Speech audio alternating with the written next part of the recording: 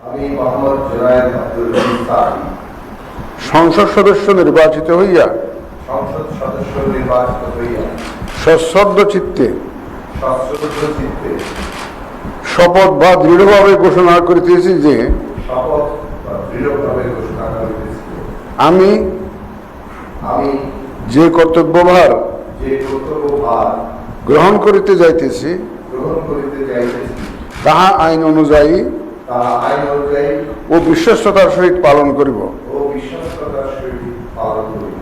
আমি আমি বাংলাদেশের প্রতি বাংলাদেশের প্রতি অকৃত্রিম বিশ্বাস অকৃত্রিম বিশ্বাস ও আনুগত্য পোষণ করিব আনুগত্য পোষণ করিব এবং সংসদ সদস্যরূপে এবং সংসদ সদস্যরূপে আমার কর্তব্য পালনকে আমার কর্তব্য পালনকে ব্যক্তিগত স্বার্থের দ্বারা ব্যক্তিগত স্বার্থের দ্বারা প্রভাবিত হইতে দিব না। প্রভাবিত হইতে দিব না। ধন্যবাদ।